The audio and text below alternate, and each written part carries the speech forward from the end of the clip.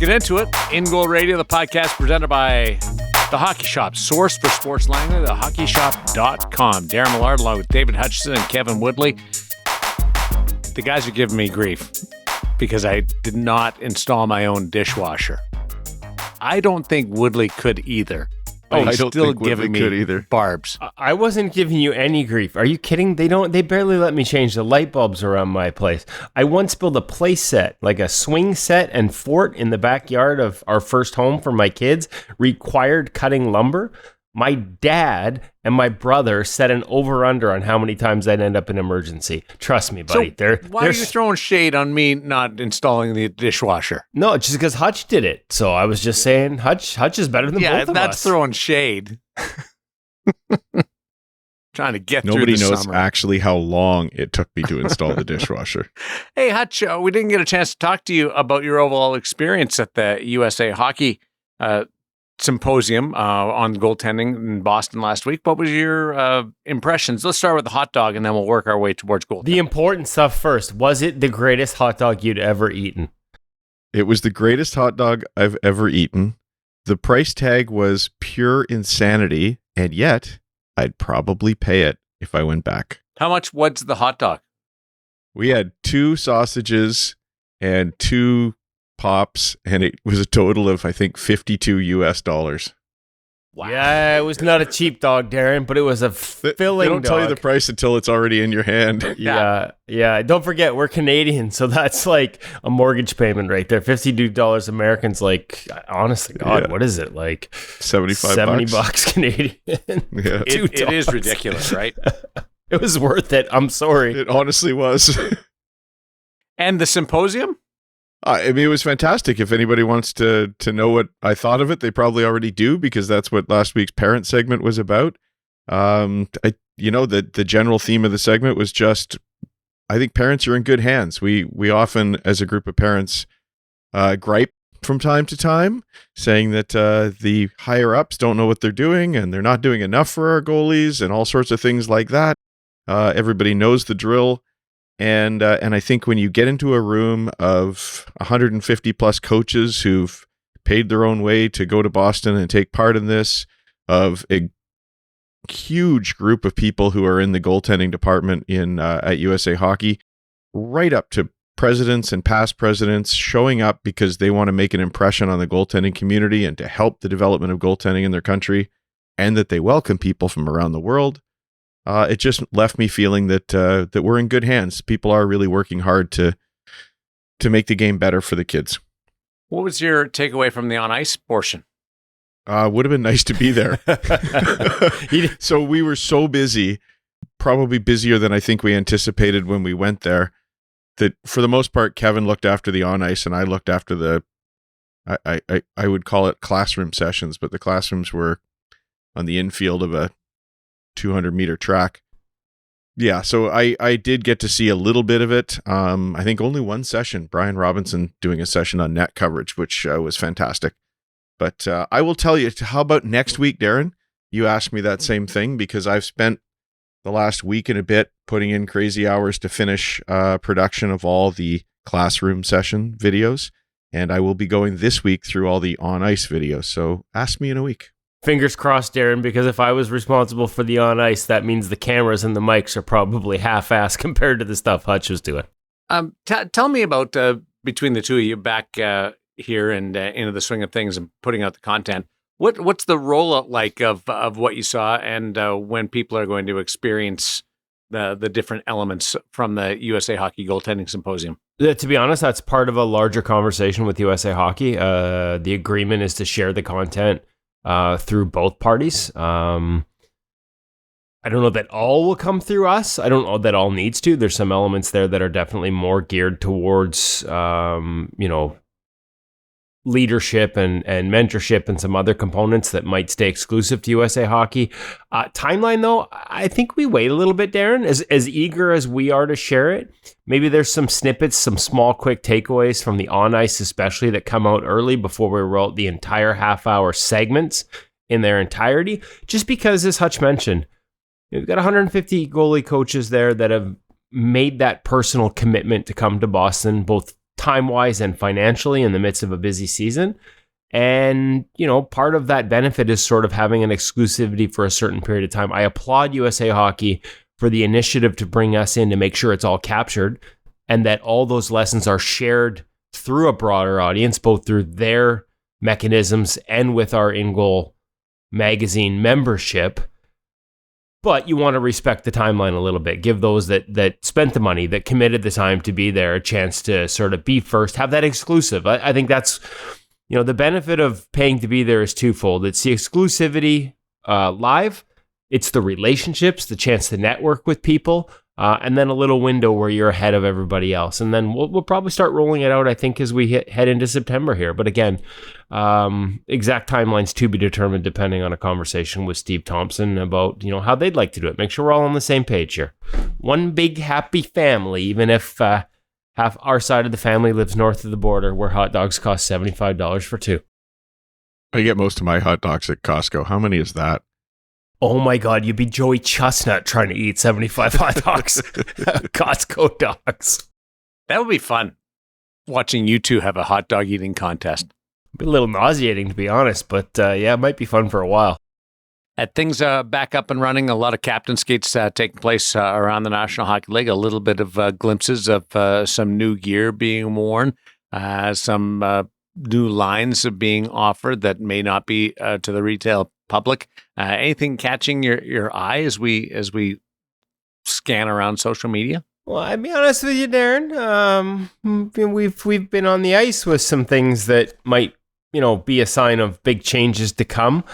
We had some access to some NHL goalies while we were in Boston outside of the USA Hockey Symposium, and we're on the ice with them at the Bruins practice arena. And there were some changes there that, again, not finalized. And this is one of the things that we've sort of committed to is trying not to make a big deal out of things until we know they're happening. And that's actually one of the reasons you haven't seen that video or photos from that session, is we want to make sure we honor that goaltender's decision-making process. We've done this before.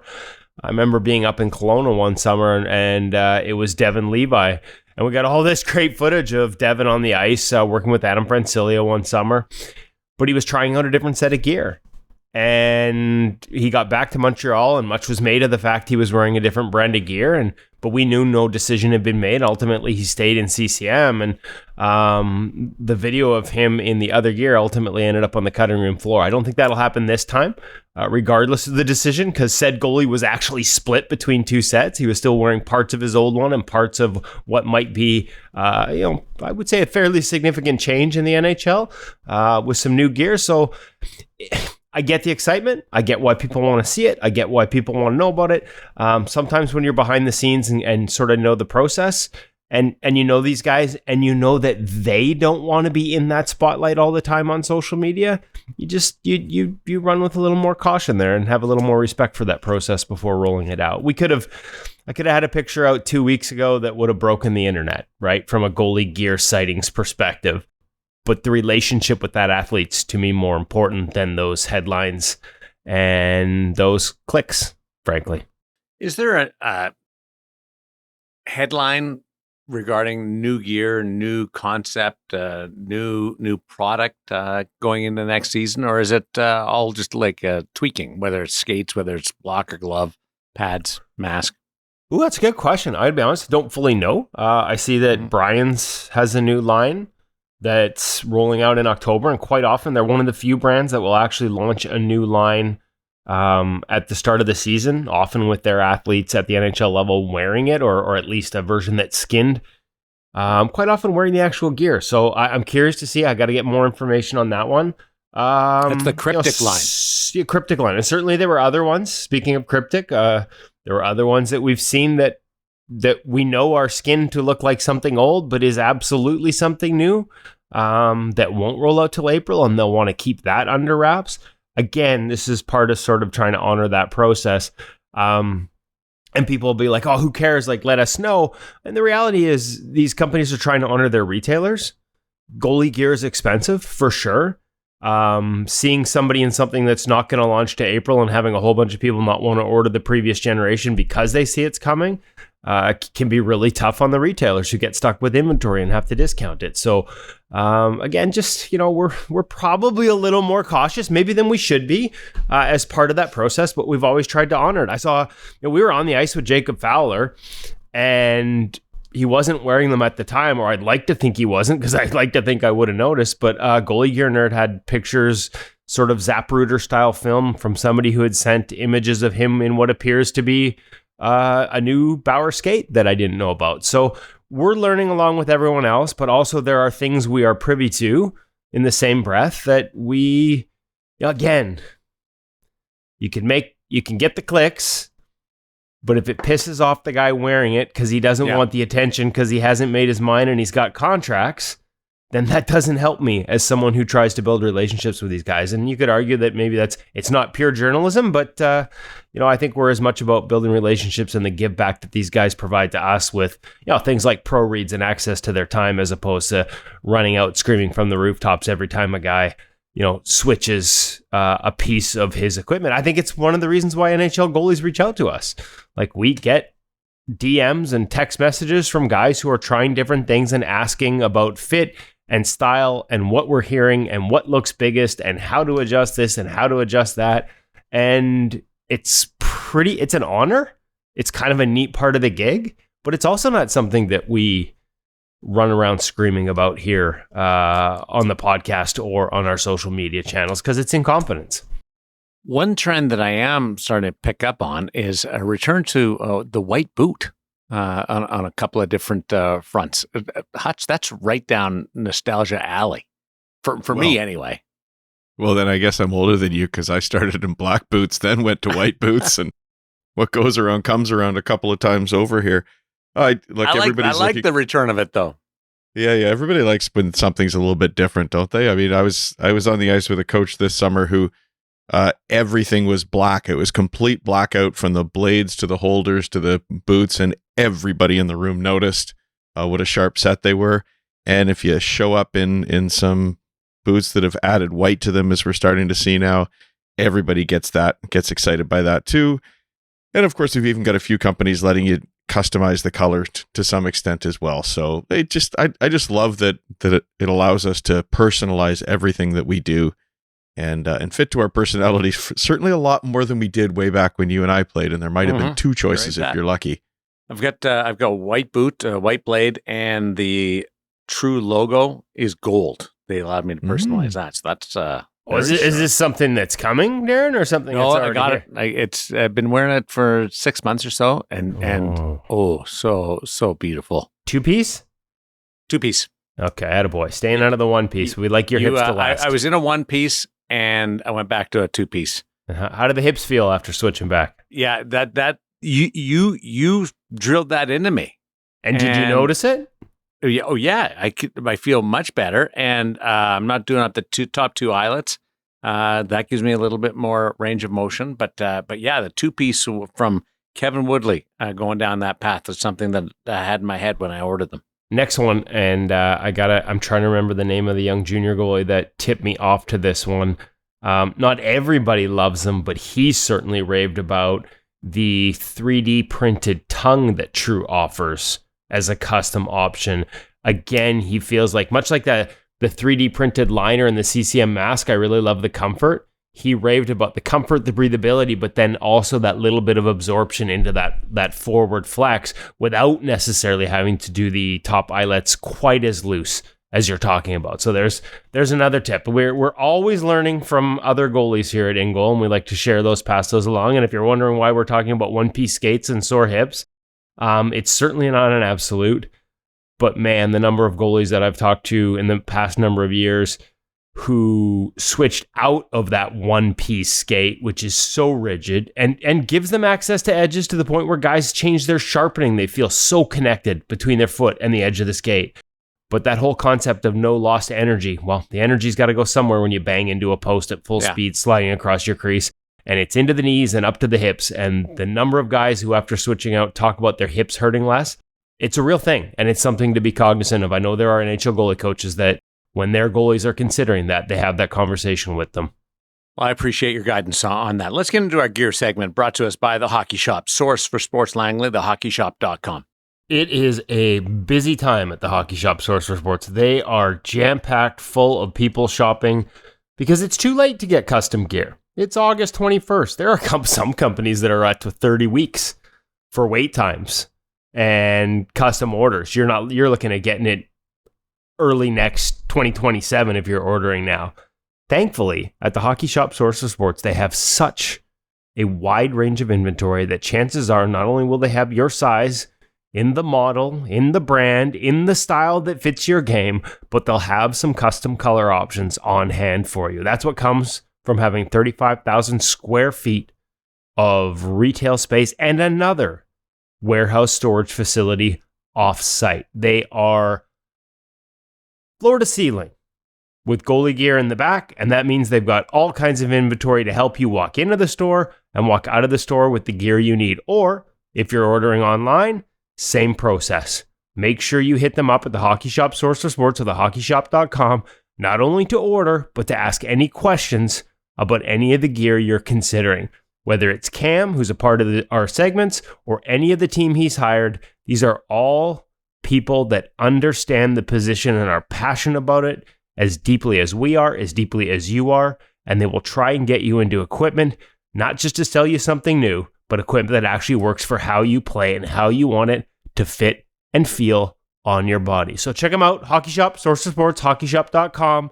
Lots of new options, including this week's. This is by popular demand, this gear segment. We apologize it took this long to get to it.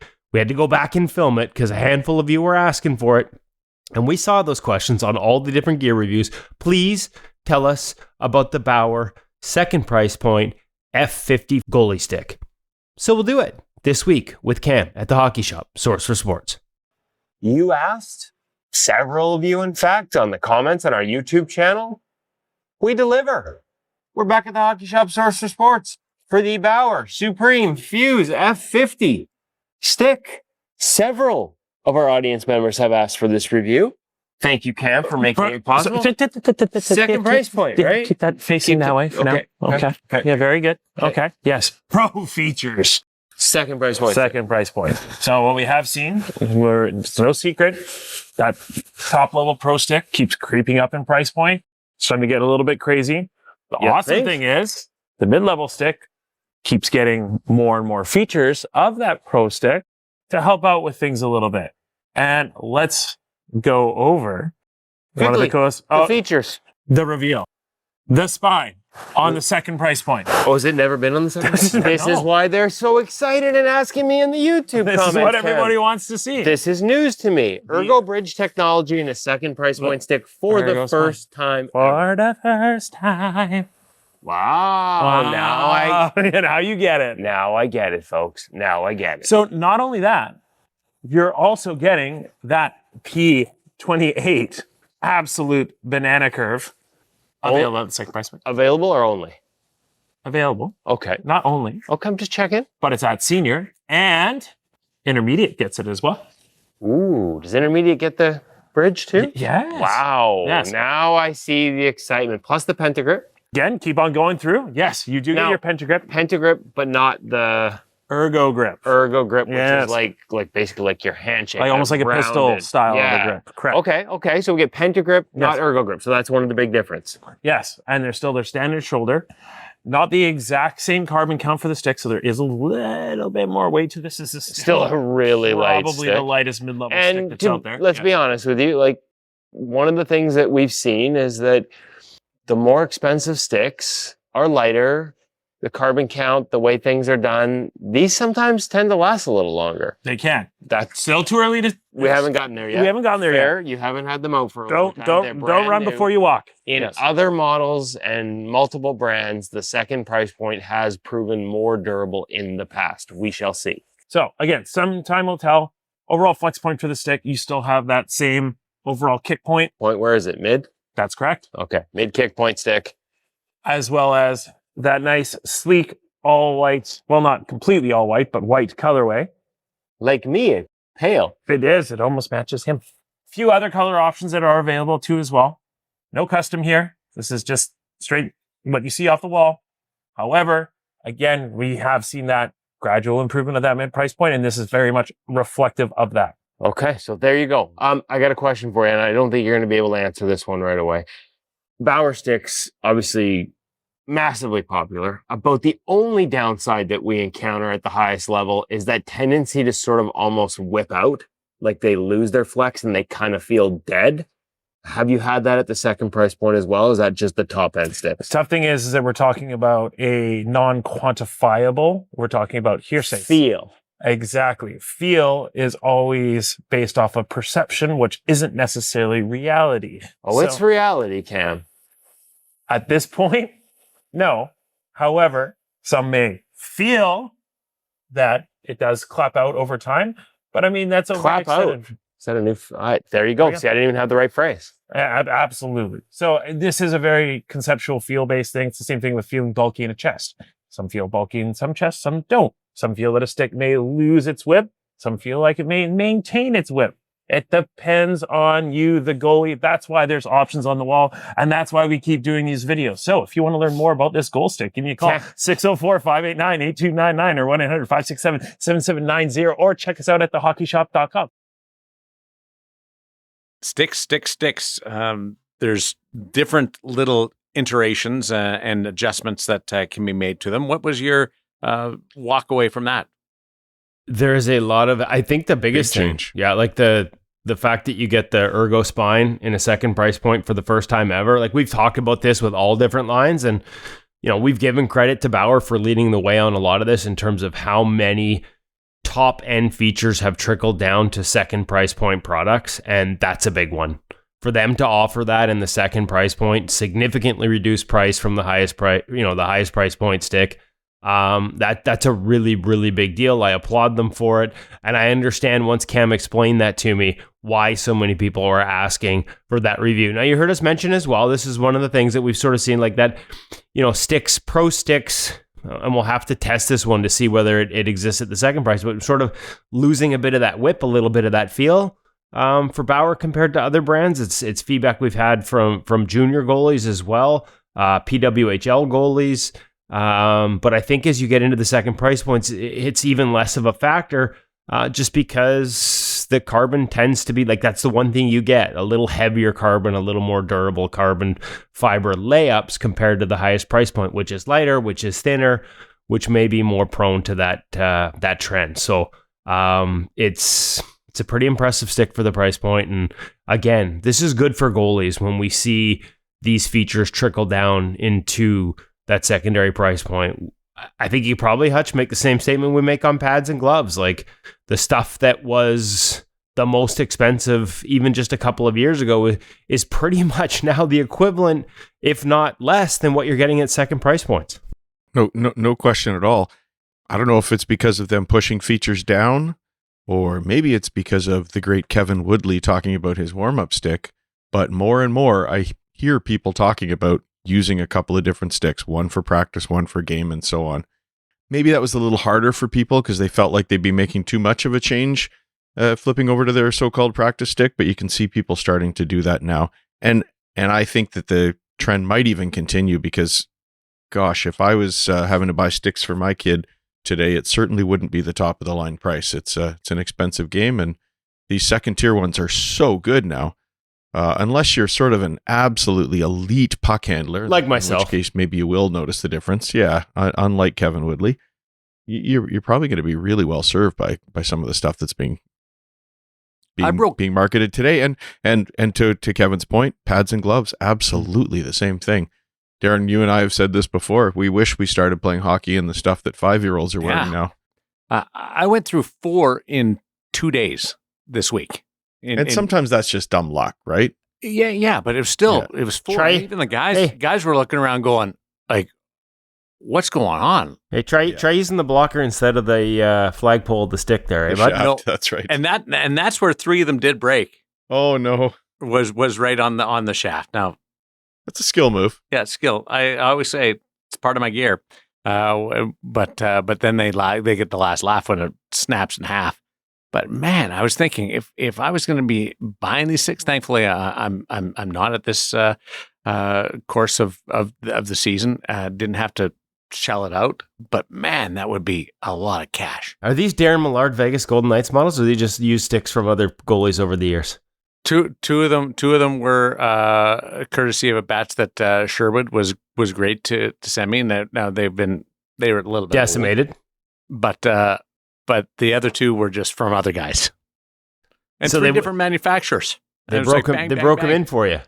I had an embarrassing one time playing beer league when I broke a stick in the middle of a game and I hadn't brought a backup with me because I hadn't needed one for months and I was just lazy about carrying it. What'd you do? I had to skate down to the goalie at the other end of the ice, who I had never met, and beg him to use his backup stick.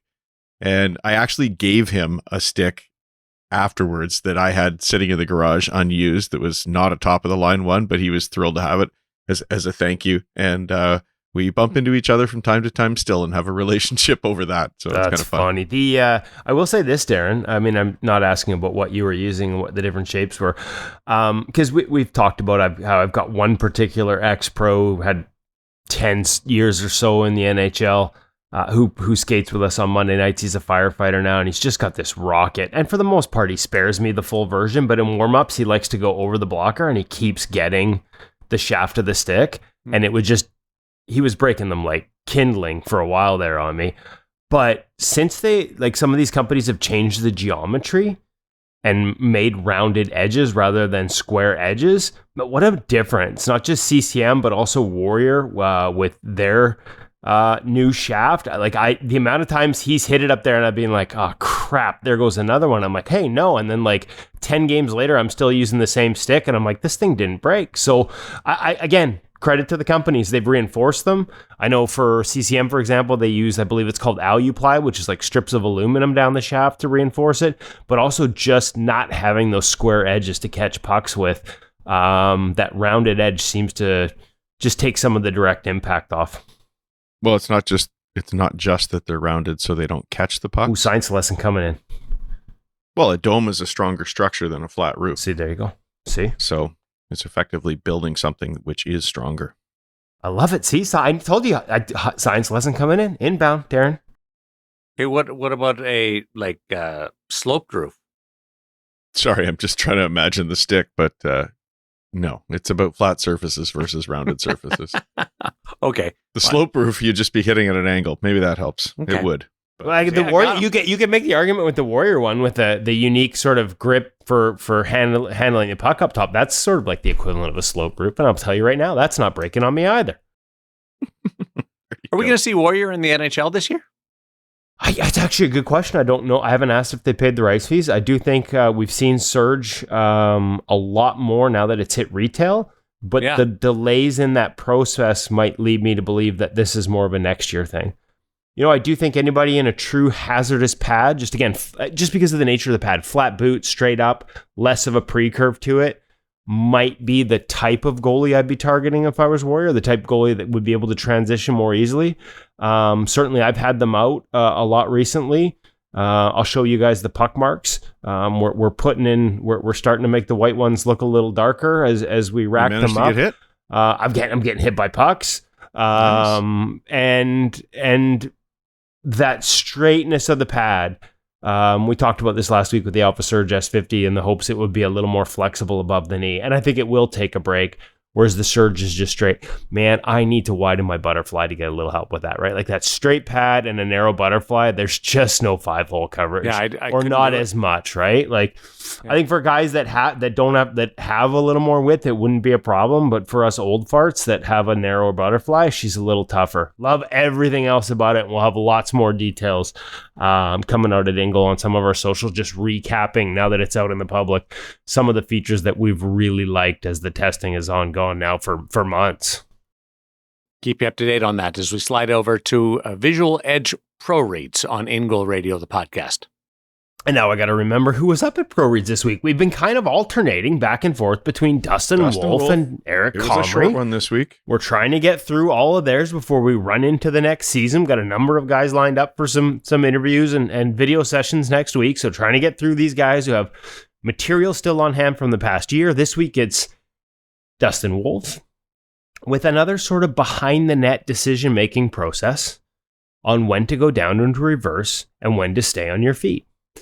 And it's something he's talked about in a couple of different pro reads, so a great sort of progression through that decision-making process, and something he's openly talked about trying to do less of in terms of his commitment to the reverse, holding edges, being more patient, beating plays on his skates. And so in this one, as the puck goes behind the net once, he goes into a reversed, and then the next time as it head behind the net, he stays up on his feet. And Dustin does a great job of explaining the differences, the nuances, what he's looking for when he makes that decision in a way that will help other goaltenders be able to make similar reads and similar decisions more quickly and with a lot of the right information in mind. It's a great learning tool, and it's all available now at ingoalmag.com, the latest pro reads, presented, of course, by our friends over at Visual Edge. You talk about reading the game and seeing the game.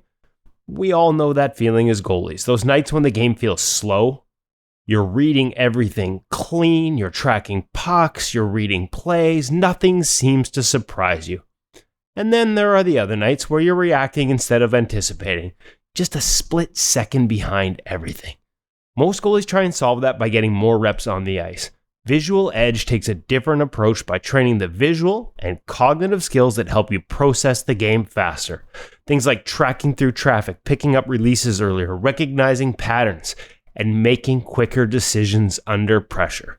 From a laptop or tablet, personalized assessment, identify where your visual game can improve, then get a customized training plan that takes 15 minutes 3 times a week, plus an open gym mode to get as many exercises in as you wish. Plus an 8-minute warm-up called Game Day Mode to get your eyes and brain locked in for puck drop. That's what Jordan Bennington uses. Head to visualedge.com and use the code IGFALL50, that's IGFALL50, for 50% off your first 3 months as a new user. Or, if you're a subscriber to InGoal, go to any pro reads and get our subscriber exclusive 20% off discount code for the full year. Combine them. Try 3 months at 50% off. There's no obligation to stay for the year. Then if you're a member at InGoal, use the 20% discount code. Honestly, if you're not a member, become a member. That 20% savings on Visual Edge alone will be paid for with your membership, and you get a full year of access to those pro reads like the one that we just walked through with Dustin Wolf. Makes total sense. I may have trouble dissecting all the goaltending part of it, but the common sense of what you were just explaining about the different signups and what you gain from it, and the code IGFALL50 is perfect. I would expect nothing but common sense from you, Darren, considering you paid somebody to install your dishwasher. That sounds like common sense to me. That sounds like a recipe for success, having somebody that knows what they're doing. And the code is fall50. That refers to the time of year and not to Kevin's goaltending. Ha ha ha. It's also only available to the end of August. So we got 10 days left as we record this. August 31st, folks. That's when that discount ends. Make sure you take advantage. Parent segment brought to us by Stop It Goaltending You, the app. Do you want to have 25 years of NHL goalie coaching experience at your fingertips? You want to tap into the goalie parenting expertise that helped Joey Decord reach the NHL? That's what you get with a subscription to Stop It Goaltending You, the app. All the knowledge from Brian Decord, who's been an NHL goalie coach, scout, director, now currently with the Detroit Red Wings in that role, as well as all the insights and expertise from his staff at Stop It, including a long list of veteran NCAA and minor pro coaches, all delivered in easy-to-digest chunks, including 5 short daily primers, weekly style analysis and breakdown videos, and drills you can take on the ice with your team and coach. Plus, you get a subscription to InGoal magazine, as we outlined, included, free, all part of your subscription to Stop It Goaltending You, the app. So check it out at the App Store or Google Play and get the best of both worlds and become a better goaltender. Hutch. Darren, my note to parents this week is to tell them you're already ready. But a quick note before I say that. Depending on where you live, this might feel maybe like old news. Some of you are past this because school is back in some places. Tryouts perhaps have started, maybe even seasons. The rink-to-rink shuffle is really already your reality. If that's you, the same principles are going to apply, but maybe just shift the timeline a bit. The goal isn't a specific date on the calendar, it's more of a mindset. about arriving settled instead of scrambling. If you're still in that last stretch of summer, on the other hand, here's how I think you should use it. There's a particular kind of panic that shows up with a lot of people late in August. You can feel it in the group chats, and you can see it at the rink in the parking lot, that sudden urge to cram in 3 more skates, book an ice slot you don't normally take, add a session with a coach, just to be safe before the season starts. I get the instinct, but I think it's the wrong instinct. A skate here, a skate there, that's okay, but not a sprint to the finish. If the extra ice already fits your regular summer prep pattern, great, keep doing what you're doing. But trying to jam in a pile of additional work like David Hutchison cramming for a university exam in the last couple of weeks here doesn't sharpen a goalie, it tires them out. And it does something worse with a lot of kids, it plants a seed of anxiety. Suddenly they feel like they have to do more, like showing up just ready isn't enough. Like there's a deficit to make up before the puck drops. Maybe even a bit of fear of missing out when you see other people doing things. That feeling doesn't come from the calendar, though. It comes from us. We already coach our goalies to be even-keeled, have that same demeanor whether they let in 5 or maybe they steal a shutout. We tell them not to ride the emotional roller coaster from game to game or moment to moment. That principle doesn't stop applying in August, though. It applies to the season as a whole. Don't build this up as a big year. Don't be saying you've got to do this, you've got to do that. Let's not have that creep into our talk about the season. The message we want landing with our goalies is simple. You're ready.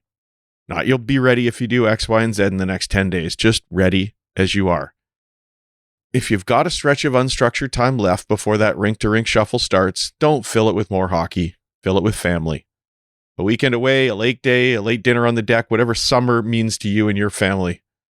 Once the season starts, that time gets scarce really fast. This is the last real window for it, so use it as that, not as training camp you forgot to schedule. If there's one thing worth actually doing in these final couple of weeks, it's not on the ice, it's the stuff that makes everything else work. Summer, as we all know, lets routines drift. Bedtime slide later, morning slide later, meals get a bit looser. None of that's a problem in July, of course, but it does become a problem in September if the reset happens all at once on day 1 of school, day 1 of tryouts, day 1 of the season. So start now, gently. Bedtime, start walking it back until we get closer to what the season time routine is, a bit every night, not all at once. Same thing with waking up. Let's not have a jarring shock later as we have to start playing. And eating well as well. Let's not do anything too dramatic, but let's just tighten up a little bit from that loose summer that we all enjoy. Those Fenway Park hot dogs maybe need to go aside till next summer. None of this, of course, is about performance. It's about making the transition into the season feel unremarkable, because for a goalie who's supposed to look the same every night, the best possible thing for the season itself to arrive without drama. Bottom line, you don't need to earn readiness in a last-minute scramble. Whether you've got 2 weeks of your summer left or you're already 3 practices into the season, keep the normal pattern, protect whatever family time you can, get the sleep and routine dialed in if it isn't already, and carry your goalie into the year exactly the way you want them to play. Steady, unbothered, already prepared. Sleep is such a valuable asset to whether you're playing hockey or not, but the athlete certainly needs to monitor it far more than we ever believed 20 years ago. I think that's absolutely true. And the other side of what I was saying affects your sleep as well. If you're in that mindset of panic, mindset of having to do too much, maybe physically doing too much, that sleep is a little harder to come by. So let's have some good habits coming here. And it's probably good advice for the 3 of us as well. I was just going to say, what's this sleep stuff you talk about? I need some of that. Hutch needs some of that. Darren, you look like you might need some of that, buddy. You've been going hard. It's huge. And I took me a while to get around like going to bed earlier, because you didn't feel like you should be going to bed at a particular time. Now I'm all in. What time? 8:30, 9. Shut up. Really? Wow. Yeah. Wow. Good for you. Yeah, now in the season, in the summer, I go to bed earlier. In the season, you're waiting. You can't. Yeah. You got games or you're watching games. That's the hardest part for me. I managed to get into a routine in the off season, and then all of a sudden we hit the hockey season. It's like home game up till 1 a.m. because I'm working.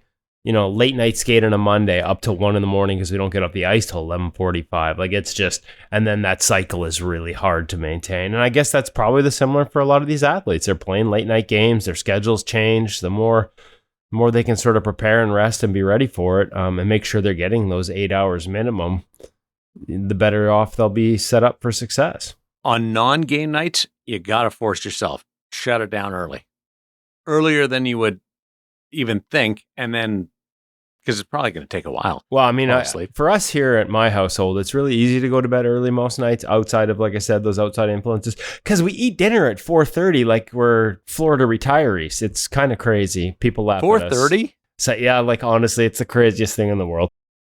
I don't know how it started, but it's even my kids laugh at us. They join us, but they laugh at us.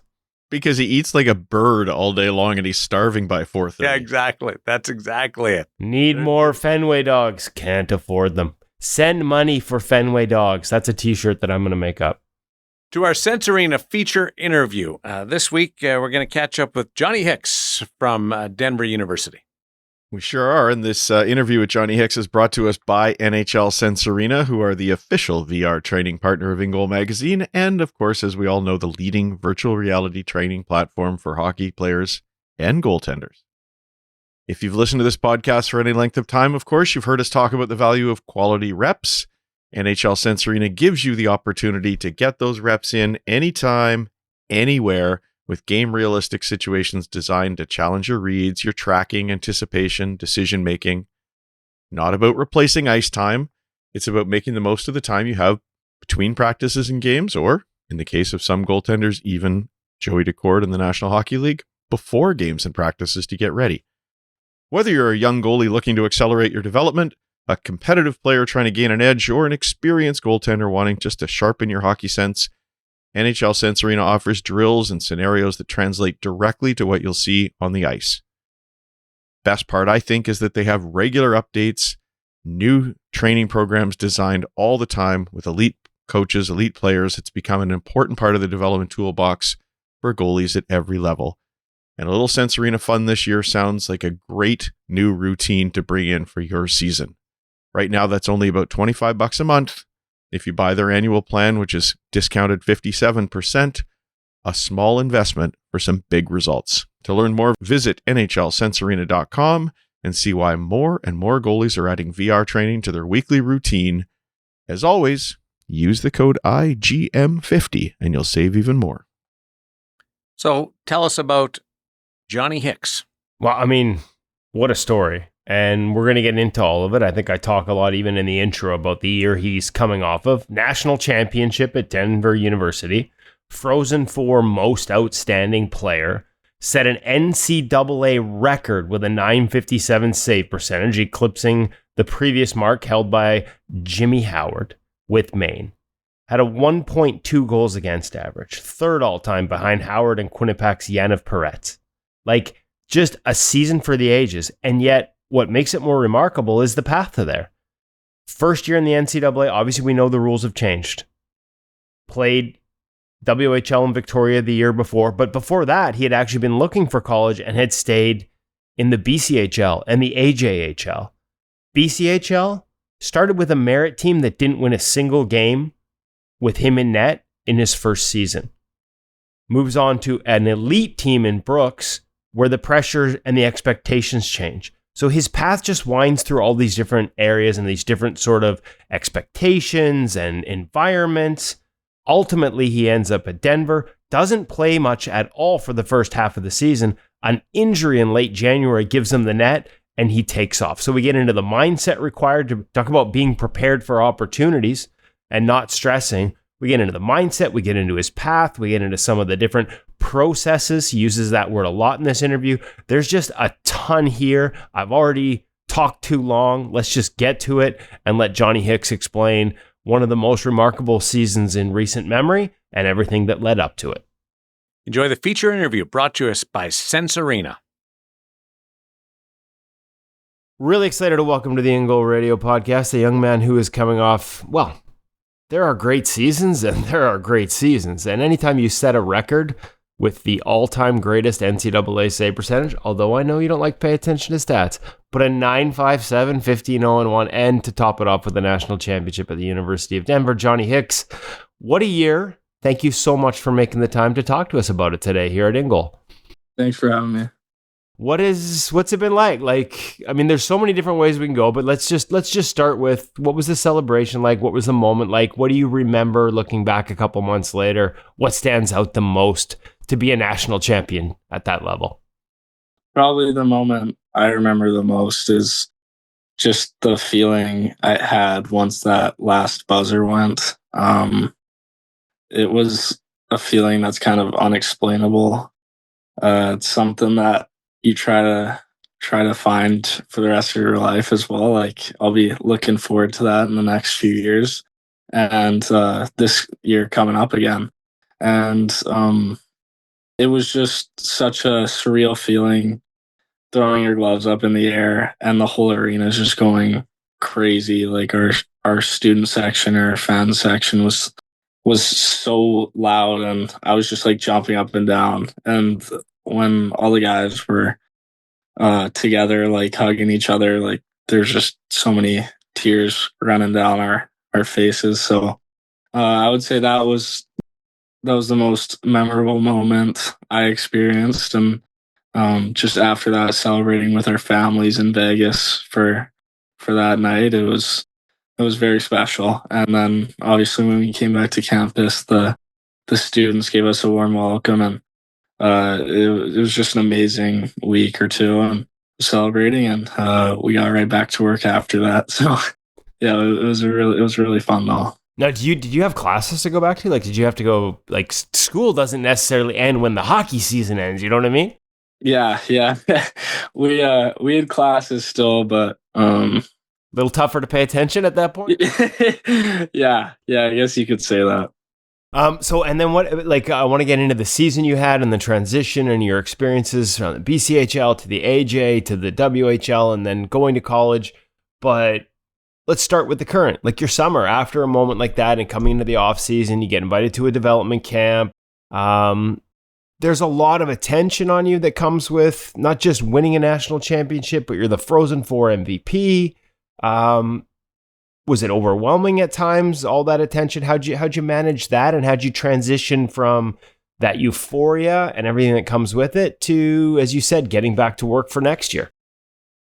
I mean, I think it's just the culture we have as a group. It was really nice getting that win, but I think our goal is always to look forward to what's in front of us next. And what's in front of us next is a really important season coming up and another national championship on the line here. So I think it was just a group effort. It wasn't anything individual. It was our whole team and staff that were moving on together as a group, and it just happened naturally. I mean, everyone has different periods of times where they feel like it's right to move on, and I think we all did it collectively as a group. And it was about halfway through the summer, I would say, where I really felt it slowly started fading away, and we started shifting our focus on the next year. And yeah. What does a summer look like for you? Like, from a training perspective, in terms of on ice, off ice, in a position that's constantly evolving and all about constantly getting better. How do you do that in an off season? Who are your on ice sort of influences, and what does it look like? Well, off the ice this summer, I think I took a really big step physically. I feel like I haven't really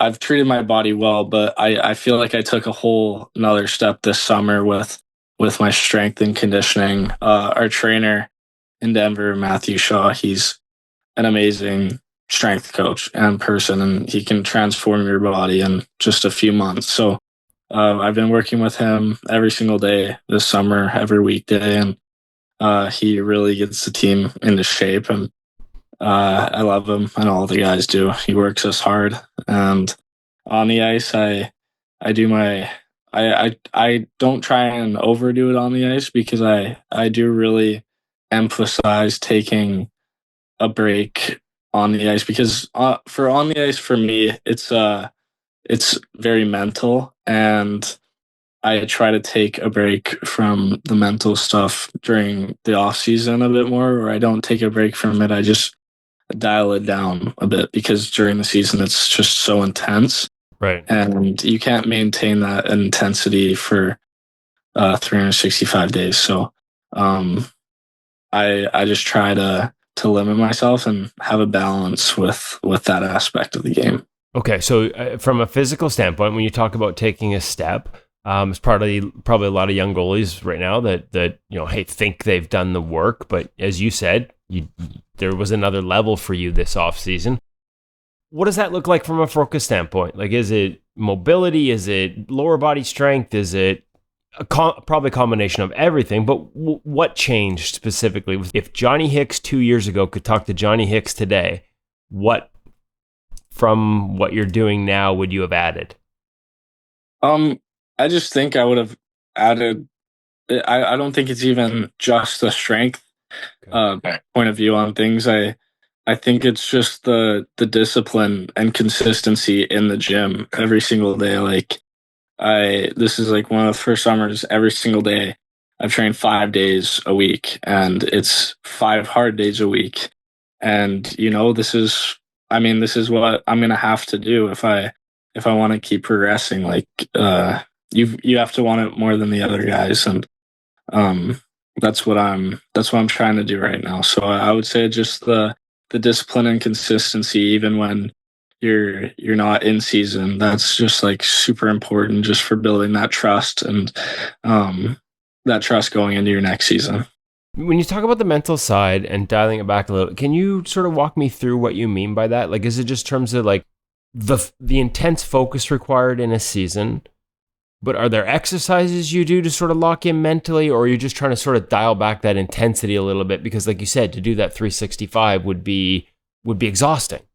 Yeah, it's exactly that. It's just that focus, intensity towards your process and what your goal is. Like every single day during the season, my focus is on myself and what I can do to get better. And during the off season, you can still have that, but you need to. For me, it's really important to get away from that as well. Whether that's playing the guitar, painting, going to my cabin, going on a hike, any of that kind of stuff. Because it's very important to have a life away from hockey as well. It reminds me a little bit. So do the pads get just sort of put away for a period of time? Carey Price used to tell us about this too, right? Like, yeah, a guy who put the pads away till August 1st, never saw them, just felt like he needed that break. But then also when he got back to it, he was a little more fired up about it. Yeah. That's like what I try to do in a way. And you can feel the anticipation too with that. And that's what I try to do. I play Chell, if that counts. That's my on ice for a lot of the off season. But yeah, other than that, I try and take a good break. Okay. Now, so are you ramping back up now in terms of on ice? What does the timeline look like? But how big a break? How much of a sort of ramp back up do you need before the season starts? Yeah, every week for ever since the Oilers champ, so like July, I've been skating once or twice a week, and I'm trying to get into 3 times, and training camp's going to start, and that's 5 times a week for a whole month. So I feel like just having that like small transition that's like rolling and keeps getting bigger every single week, that's going to fit perfectly into what I'm trying to do. I'm not just trying to go and do it all of a sudden. I'm trying to give my body a chance to get used to everything one step at a time. Okay, so you're still touching ice, you're still putting the pads on. It's just not every day during the off season. Yeah, just trying to like keep a bit of that rest off. Okay, so what does it look like when it's once a week when you get back in? Is the focus skating? We were up in Kamloops last summer, got to spend a day with Dylan Garand, and it was just skating. That's all he did. Yeah. Didn't touch a puck in terms of a save. use them as markers around the ice, but it was like an hour of straight skating. What does your process look like in an off season when you are on the ice? And influencers, who you got a coach that helps you out up there? No, Okay, the coaches aren't allowed skating with us. I meant like a private guy or somebody you grew up with. Yeah. Well, before the Oilers camp, I was on the ice with Nathan Wolf. He's I've been working with him since I was 15 years old in Merritt now, and okay, we've been working really closely together ever since. And I mean, for the first 4 weeks, I was back on the ice. So aside from the Oilers camp, I was skating with our new transfer Tyler Krivtsov in Denver as well. Just me and him. It's just skating. Like that's pretty much all it is. It doesn't have to be for long. It's just doing what you have to do and then getting off. And as long as you feel good. And I'm just trying to keep that mindset going into the year. But now it's more flow practice style things I'm doing with the group I'm skating with in Kamloops with guys like Logan Stankoven and Josh Stone, and it's a really good group, and yeah. Okay, so a little more get into the drills you might see during a practice when you're back and things like that. Yeah. Skating. When you say skating, goalies say, "Okay, what do you mean by skating? Like crease movement patterns, or are you doing like edge work all over the ice?" Like it means different things to different people, but I think the importance of being good at skating, being able to hold your edges and control your edges, it just keeps getting more and more and more important. What does it look like for you when you say just skating? Yeah, well, I start off with crease work always, and then Tyler Krivtsov, my goalie partner now for next year, he has a lot of skating drills I've never seen before. And okay.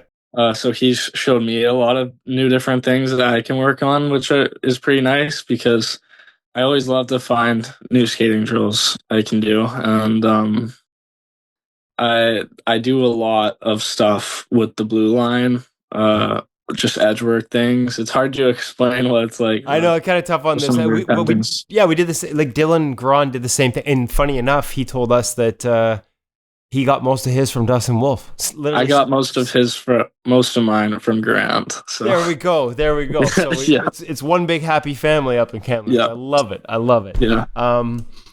Obviously a strength of your game, ability to move and hold edges and sort of control edges. Yeah, I find skating, it's just a really fun thing for me to do. It's very satisfying. Which is funny because has it always been that way? Because we hear so much. Like that's usually a pro mindset. When you're younger coming up, kids want drills, parents want to see pucks moving all over the place, like dynamic stuff. Sometimes guys don't discover that love for skating till later. How long have you sort of felt that way about your game? Well, I quit hockey when I was 10 years old and I came back when I was 12 and a half, 13. And then my dad bought me a big sheet of synthetic ice, a big synthetic ice crease. And it was right during COVID. So I had like 2 years. And I feel like when no one was on the ice or when all the rinks were shut down, like all I would do because I wanted to show my parents I wanted to get back into hockey too. Like I needed to show them that I wanted to put in that work because I quit for 2 years. And it was a big deal coming back after that. And I wanted to show them. So all I did was skate on the synthetic ice for like 3 to 4 hours every single day during COVID. And wow. It was like 2 hours in the morning, 2 hours in the afternoon. And I mean, that's all I did when I was 13, 14, 15. And I feel like that really made me fall in love with skating. And it's really hard to skate on that synthetic ice. So it translated just really well to on the ice. Just doing crease movement patterns? Yeah, literally just like RVH sliding. I can try and find some videos for you. If you we might have to see that. That's incredible. I like that.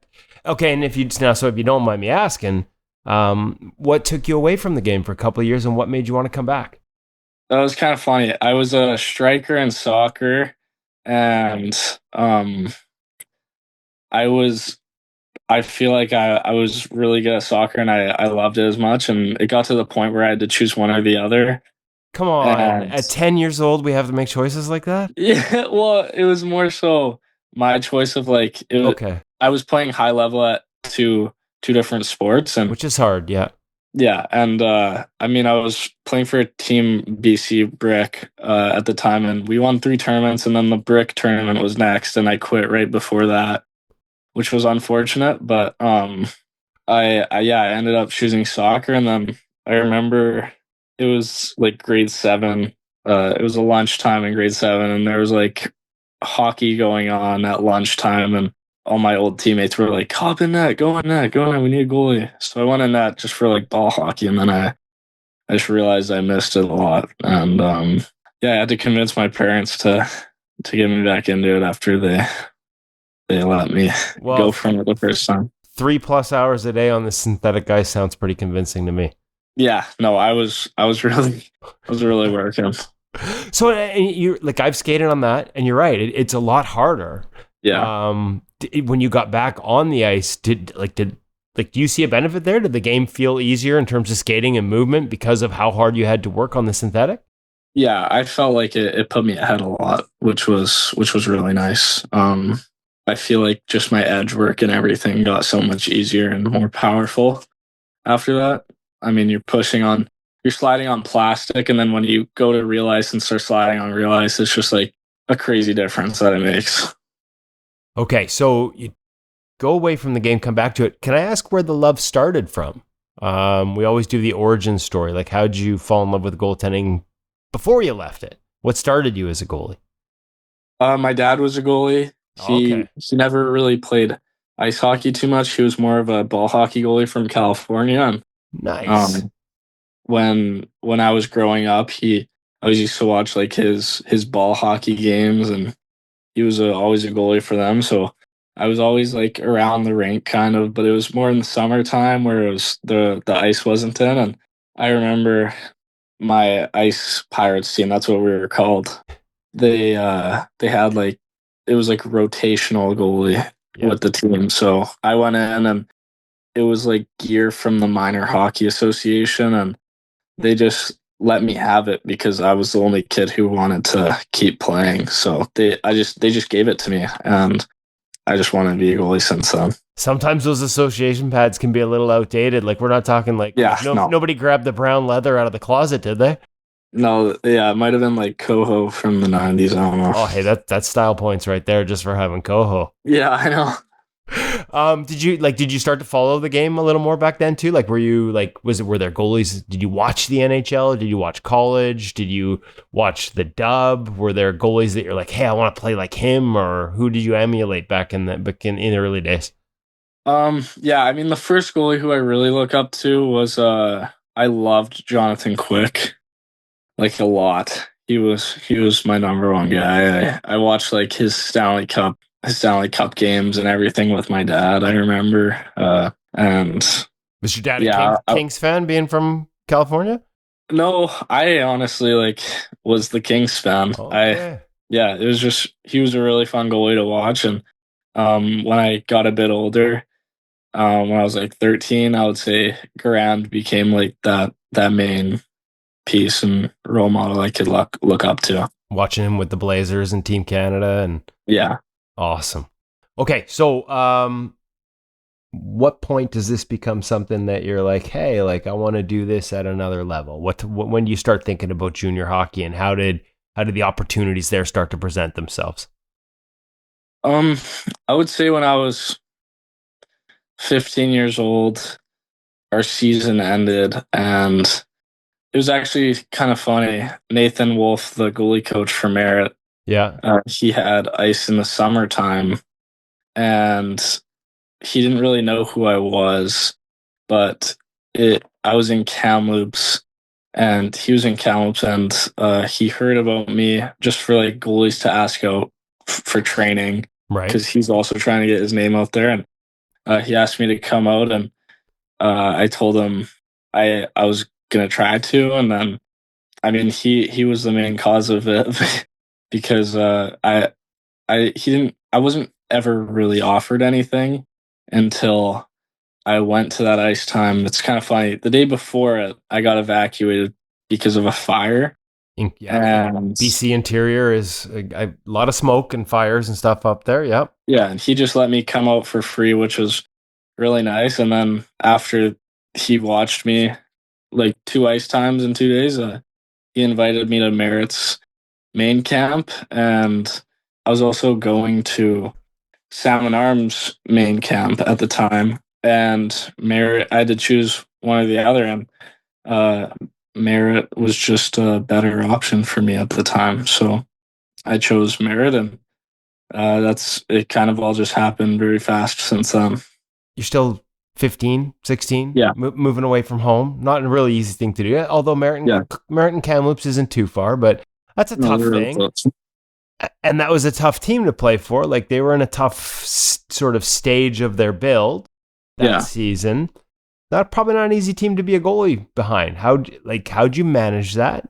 And how'd you approach that opportunity and manage sort of some of the losing that came from being on that team and still continue to grow as a goaltender? Because it can be tough as a goalie on a team that's struggling. No, it was really tough. I mean, I didn't win a single game my first year.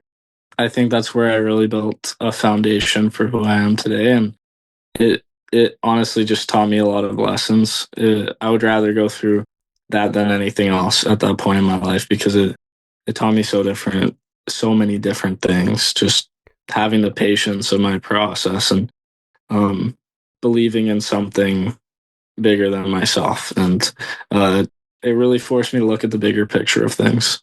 Can it be tough to trust your process when the results aren't there? Is that like part of the process is learning to trust it?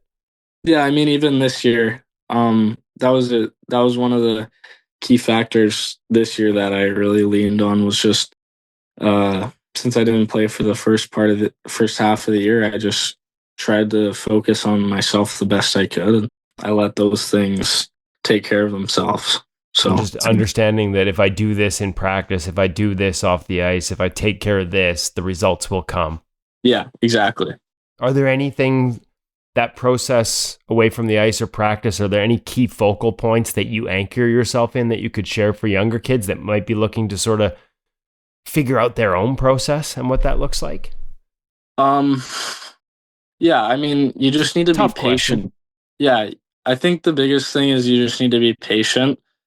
Don't be hard on yourself, and be open to learn. Like, have that growth mindset, and don't set up any boundaries for yourself. Or, I mean, it takes time to find a routine and something that works for you, and just don't be too hard on yourself when you're going through that phase, because when you're younger, it's very important to just be open with everything, and be open to growth, and be open to making mistakes, because those mistakes are what are going to lead to who you become in the future. And you just need to be okay with making them and learning from them. That's a great lesson. Tough one to probably learn at 15, 16 years old, though. That shows a lot of maturity that you were able to. Another year in Merritt, and then off to Brooks, which is obviously a wagon program in the AJ, and now in the BCHL since the switch. Walk me through that process. We've talked a lot about Nathan, who I've actually had the pleasure to talk to in the past. Any other influences as you move to a different organization and probably get exposed to some new voices?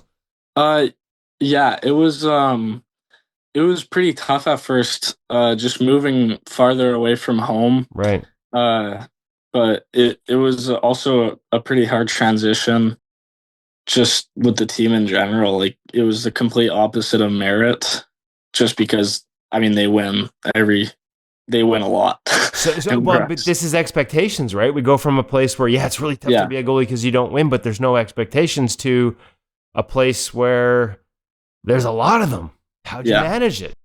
Yeah, it was also a transition, but I mean, with all change, it takes time. Like, change takes time, and you're never gonna fully get used to something right away. Like, it takes time to adjust. So again, the coaching staff and all the players believed in me, and they gave me time to adjust. And when I adjusted, it was the right time, and it was right during playoffs, I started to feel like myself again, and we ended up winning the championship that year, and it was a really special year with that group of players, and it's something I'll never forget.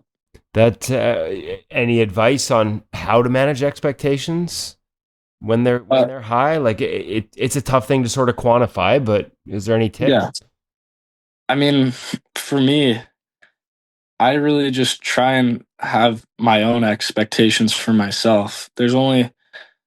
I think that's one of the only things that's really in your control is your expectations for yourself. Other people can think whatever they want about you, but at the end of the day, it's that bar you set for yourself.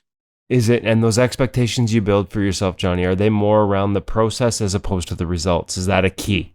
Yeah. The results are not part of my process. It's just something that comes with me focusing on my process. Was that an easy thing for you to learn, or did it take you a while to get to that? Because I know goalies in the NHL. I had a conversation, I'm not going to name names, I had a conversation with a guy last year that admitted he looks at his stats at a time when the stats are changing so rapidly, and he was having trouble wrapping his mind around the fact that sub 900 was the new normal, because that's not what he was used to, and that was getting in his head. It's so, even at that level, it can be really easy to say, I don't look at stats, it's all about process. But to be able to do it the way you're doing it, there are guys at the highest level that haven't figured that out yet. Yeah, it definitely takes a lot of mental discipline to be able to do that. And it takes letting go of what you can't control. You need to let go of a lot of things. And that's one of the things that I really emphasize on letting go of in my life. Okay, so letting go of stats, letting go of expectations, results-based expectations. How hard was it to let go of stats when you're rocking a 957 and everybody wants to talk about it? My coaches helped me of just not worrying really about those interviews or any of that, just because I do have a job to do at the end of the day, and none of that would have mattered if we didn't win. So that was my main goal, was to win with that group. So that's all I really cared about.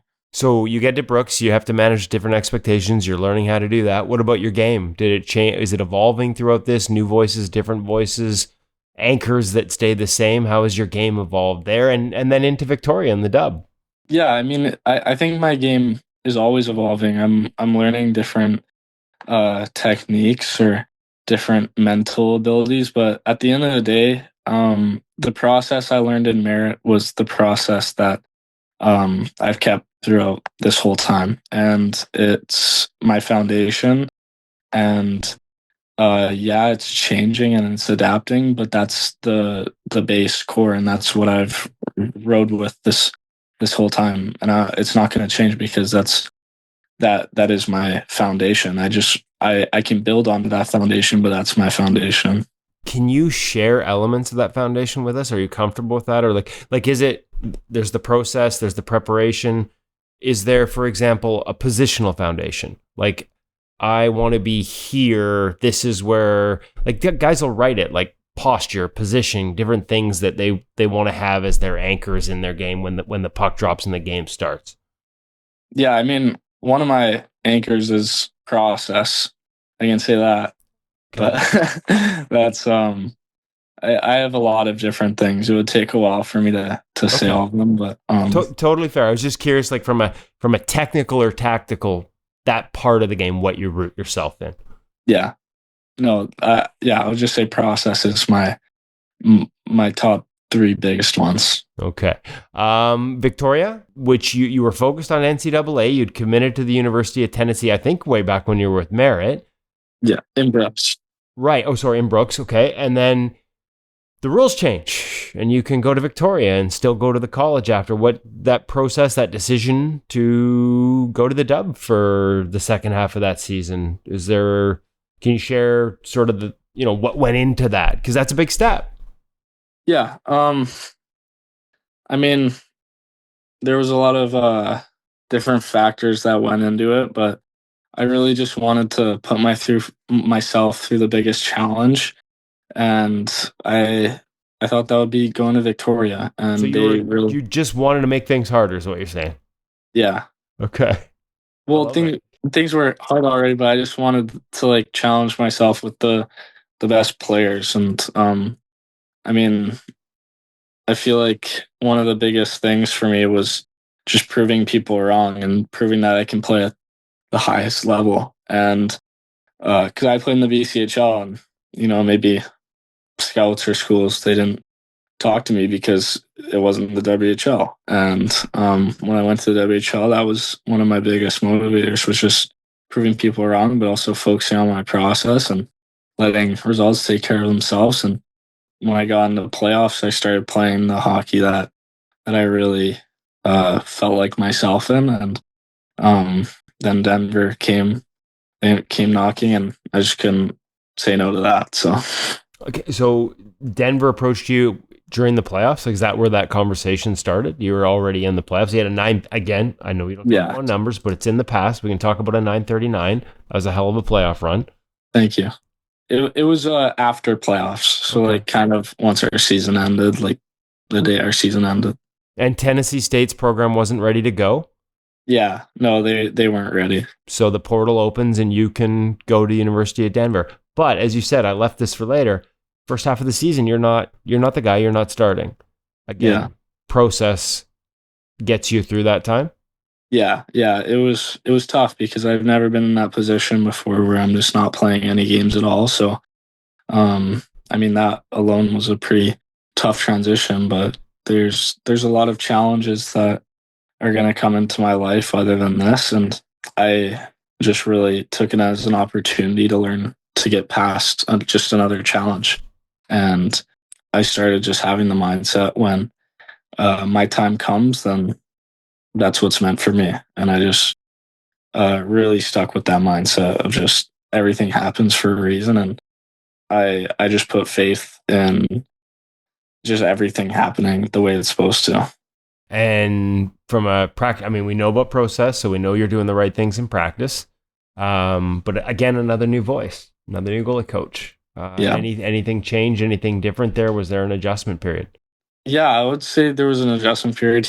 Ryan Massa here, he's an amazing goalie coach. He is, I'm not going to share any secrets, but he's a very special goalie coach, and he was a massive part of why we had success this year.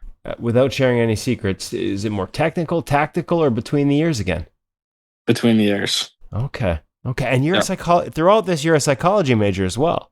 Yeah. So you're dialed in on the process and all those, like, you've got an idea about how these things all work. Yeah.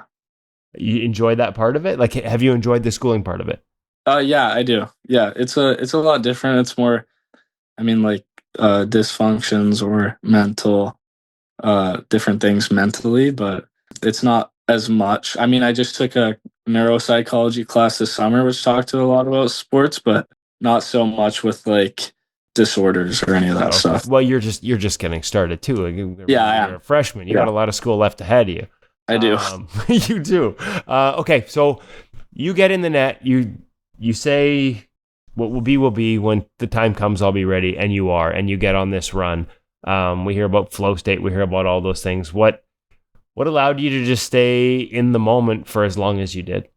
I'm guessing the answer is process, but yeah, it was process, and it was.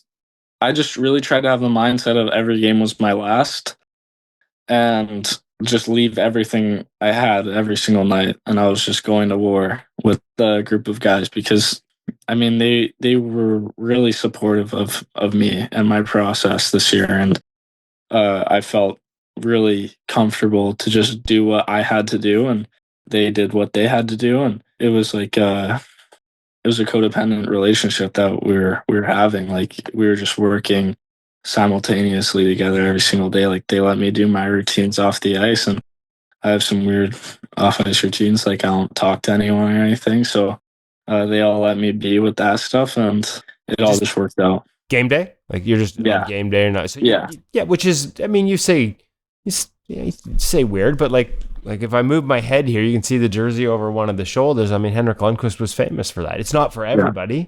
It's important that not everybody tries to be that person, because some goalies aren't comfortable that way. But if you are, it's not that weird. Yeah, I agree. Okay. win the national championship. We've talked about that. Last one, Dev Camp. How was Dev Camp for you? And was that your first one with Edmonton? It was. Summer? Yeah, it was really fun getting to know the staff, and the facilities in Edmonton are just next level. Yeah. And I stayed in the same room with a goaltender named Nathan Day, and we became best friends like right away. So I mean, we still stay in touch, and it was really special getting to know him and developing another special connection with a goaltender, because I always feel like developing special connections with teammates is it's a very important thing. And yeah, it was just a really fun experience all around. And again, I've asked this a few times at different stops, but new voices, new thoughts. I mean, I'm not sure if it was Peter Aubry or Jeff Saleko that was there, or the American Hockey League goalie coach, but just more eyes and more views on your game. Was there anything that you took away? Like you said, always being open to new ideas, stick with your foundation, but anything you added that you thought about differently after having been through that camp?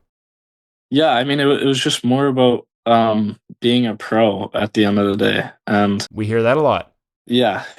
And it was, I mean, when you're there and you're looking at everything, like the facilities and all of that, you look at the bigger picture of what could be ahead of you, and it really just motivates you to want to work that much harder to get to that level, because when you see that stuff, you're so close, but you're also far away, and there's a lot of work that needs to be put in, and it definitely just motivated me a lot more. I was just going to say, but you still got time. Like you continue to grow, and you're just coming off your first year, and what a year it was in the NCAA. So there's no rush, but now you've seen it. Does it light that fire a little bit even more? Like, not that you need it, but yeah, it does. Awesome. Johnny, hey, listen, this has been fantastic.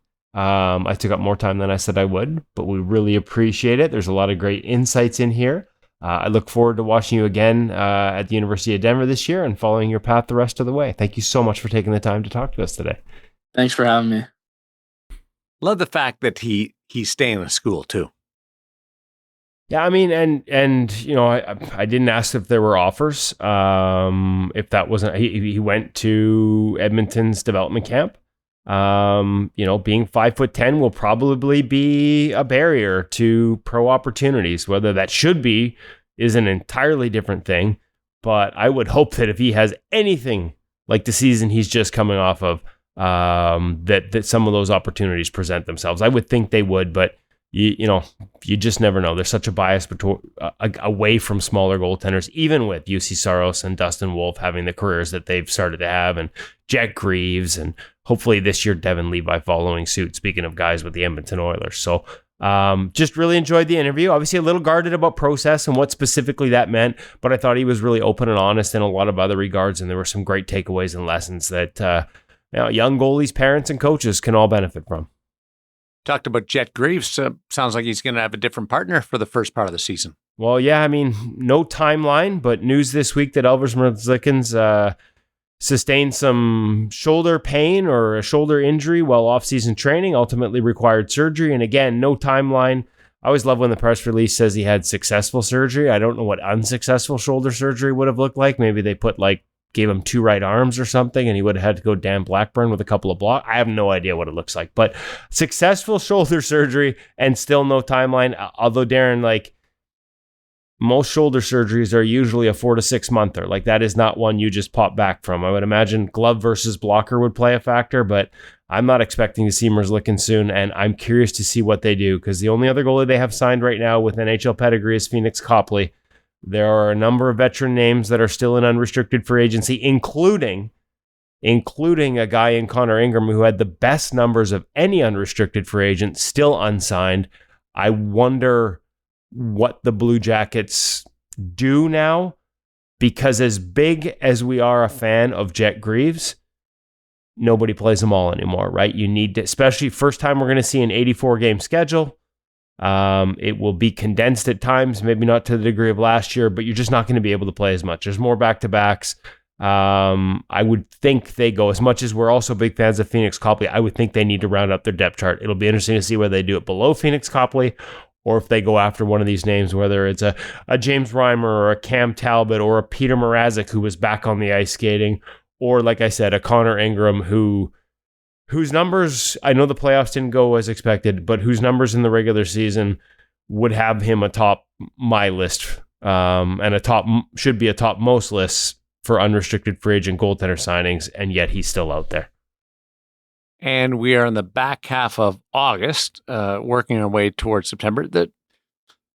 The sort of freeze on news that happens every August because everybody slips away. I wonder when that starts to thaw, whether some of the movement on whether it's skaters or goaltenders on the free agent market start to become pursued a little bit more earnestly. I've had conversations with two general managers this week, one in Seattle and one in Vancouver, who, both have players on their teams who, have been mentioned in trade rumors a lot. And my sense was nothing imminent from either. I wonder if this is the kind of thing that we got really abbreviated camps this year, really abbreviated, like boom, 4 games, you're into the season. I wonder if some of these teams that have considered moves just stick with what they've got because they see benefit in continuity and familiarity rather than risk of change so close to a season that's going to give them, almost no lead up time in terms of systems and changes, because the condensed season comes with a really condensed preseason. It's going to be harder for some of these goaltenders that are just turning pro or down the depth chart to get any time in preseason games now with only 4 per team. Okay, absolutely. You're totally true. We've seen in years past where there as many as 8 and a lot of young goaltenders would get some reps in there. Yeah. But tell me the last time a goaltender won a job in the NHL preseason, did something that was so undeniable that they had to keep him and they sent a veteran down instead. Literally cannot think of a single one. It's been that long. Like, this is largely predetermined. Maybe a guy goes on an absolute heater and he sticks around as a 3 longer.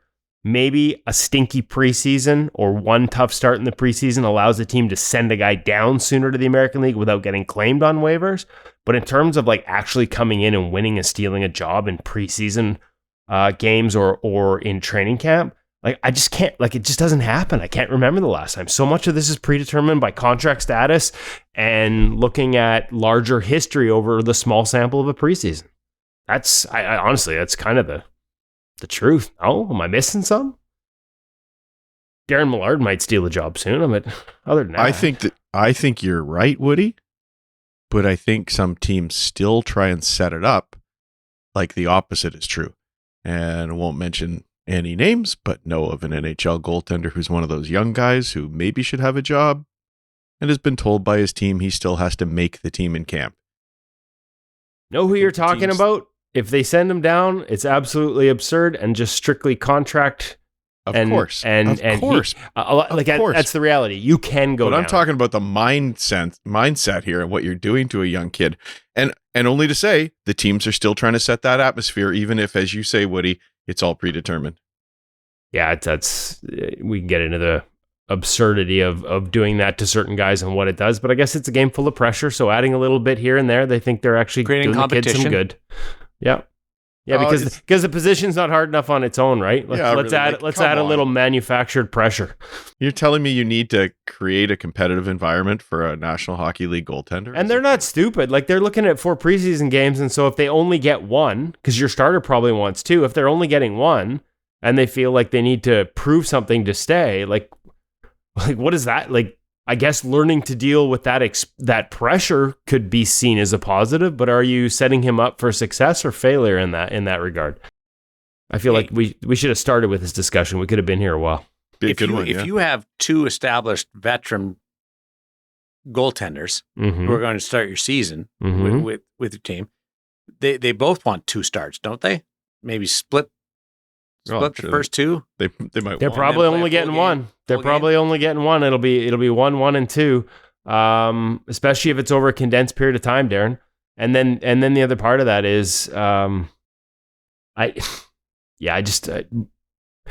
if you're the one, like, and again, I'd be really curious to see, because this is all new. Let's see what the rosters look like. Because let's be honest, I've seen goalies that are like, oh, this is my chance. I'm going to get in there. And they get half a game, sometimes the back half of a game, but they're on the road. So they're dressing a team full of ECHL and AHL bound players with minimal veterans against the home team.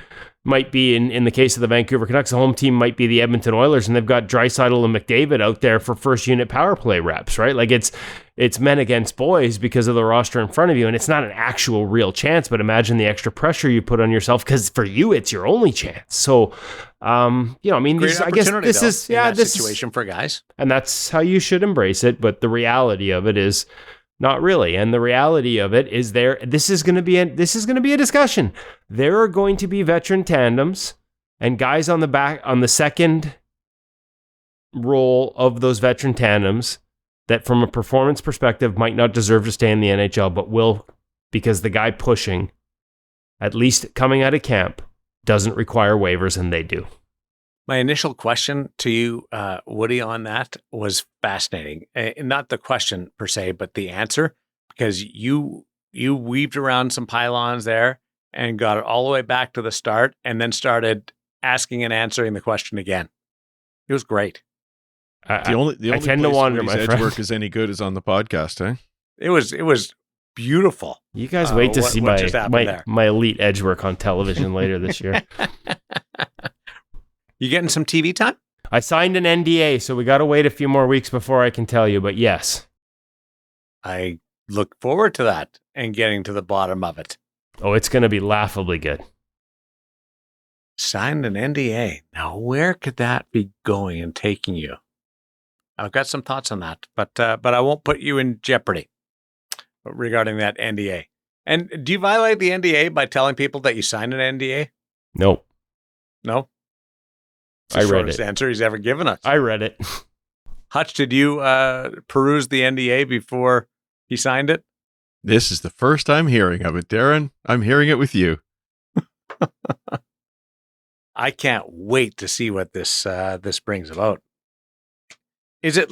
Okay, I won't put you on the spot. Thanks, guys. This has been fun catching up with you with all three of us around. How are the flights to Boston? You guys, when you went there? Oh, come on! What are you? Come on! You're just trying to set us up on a bad ending here, eh? The flights to Boston were great. Row when you went to Boston? Oh yeah, yeah. The flight side by each. Yeah. So what? Side by each. We were side by side. Yeah. We as a matter of fact, Darren, we managed to get aisle, window, nobody in between for one of the flights. Hey, how good was that? Yeah, a little elbow room. So we didn't have to. Hutch didn't have to deal with me nodding off on his shoulder. Now, sitting close to each other on the way home amidst our 22, or in Hutch's case, 25-hour journey when you add the ferry, the 5 a.m. ferry I dropped him off for. I think there was some periods there where we'd had just about enough of each other during that those travel delays and rough experiences. But we are home. We made it. Nobody died. Neither member of the InGoal Founders Union killed each other. It was some close calls there, but we got through it. Impressive. Happens to everybody. The fact that you can get through that, well done. If I was Hutch, I would have stabbed me with a pencil at various points. Hutch? No comment. I was zen on the trip, and I remain zen today. Thanks to Johnny Hicks for joining us, as well as everybody over at the Hockey Shop. Wishing you the best of luck as we creep our way towards September. Talk to you next time on InGoal Radio, the podcast presented by the Hockey Shop, source for sports Langley, thehockeyshop.com.